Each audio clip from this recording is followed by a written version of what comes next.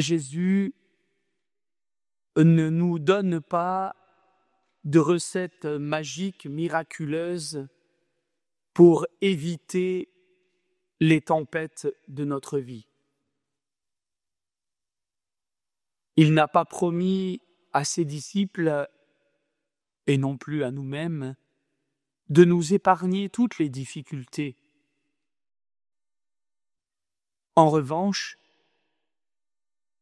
il nous a promis la force pour les surmonter, fondée sur la fidélité de son amour à notre égard.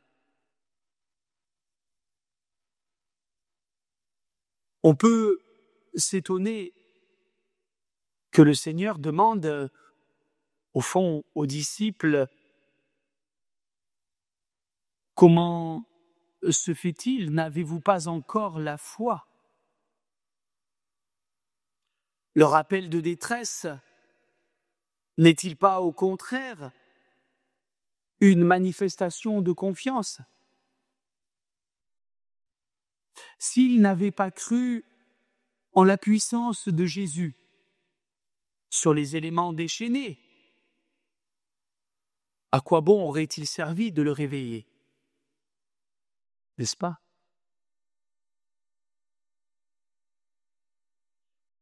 Il nous faut convenir que le Seigneur attendait autre chose de ses disciples que la simple confiance, la simple foi en ce qu'il était capable d'accomplir.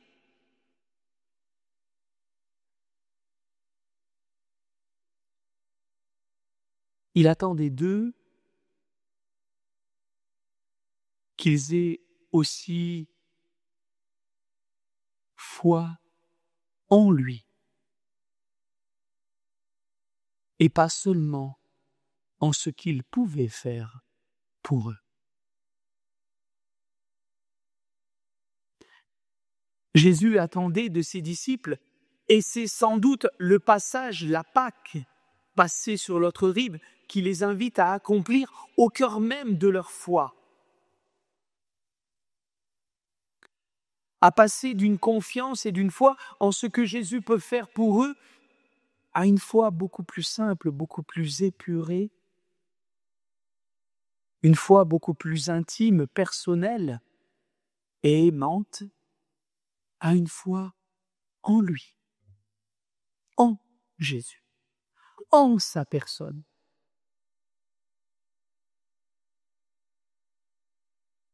Une foi, comme le dit l'Écriture, qui est portée par la charité et l'amour, une foi qui est vivante de l'amour,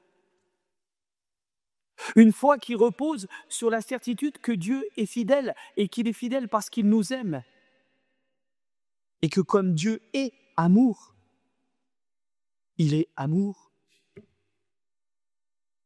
pour chaque instant de notre vie, et il n'est pas amour d'un moment. Comment douter que celui que l'on aime et qui nous aime se désintéresse de nous, ne serait-ce qu'un seul petit instant? Et pourtant, c'est bien ce qui arrive aux disciples, qui mettent en doute le fait que Jésus se soucie d'eux et de leur sécurité. Maître, nous sommes perdus, cela ne te fait rien. Autrement dit,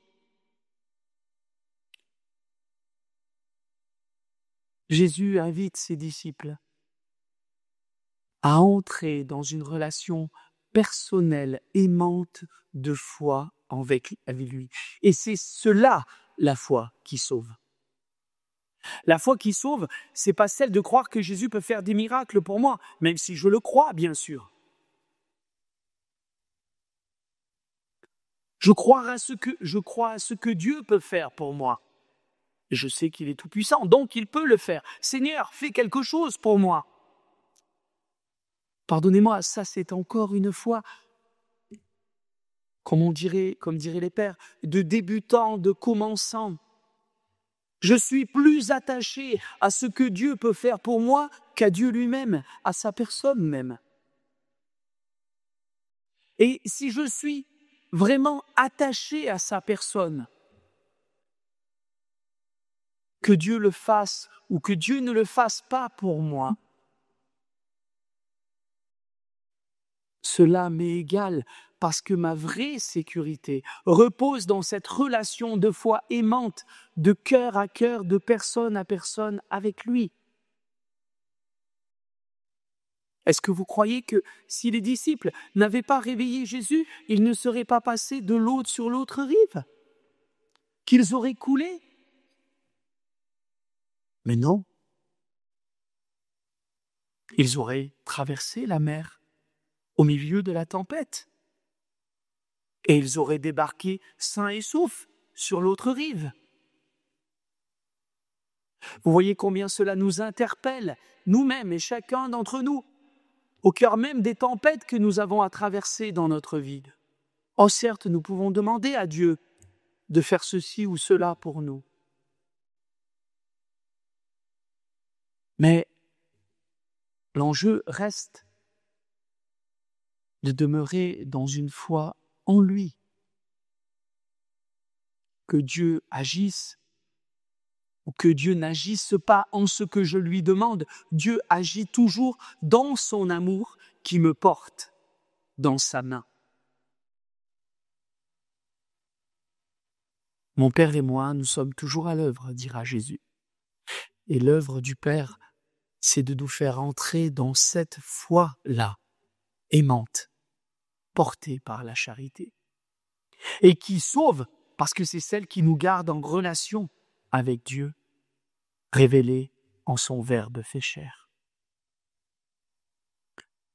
C'est le secret que la petite Thérèse avait découvert lorsqu'elle médite admirablement dans son manuscrit C sur Jésus qui dort sur le coussin dans la barque.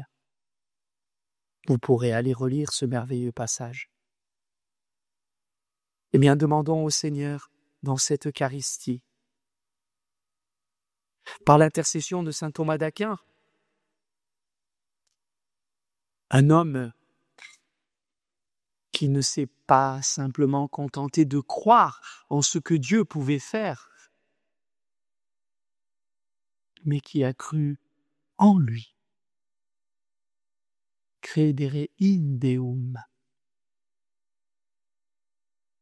Demandons au Seigneur d'avoir une foi encore plus vivifiée par la charité, pour que nous puissions être renouvelés totalement dans le lien étroit qui nous unit à lui, et que nous puissions ainsi participer à son autorité souveraine et demeurer en toutes circonstances dans la paix de l'Esprit. Amen.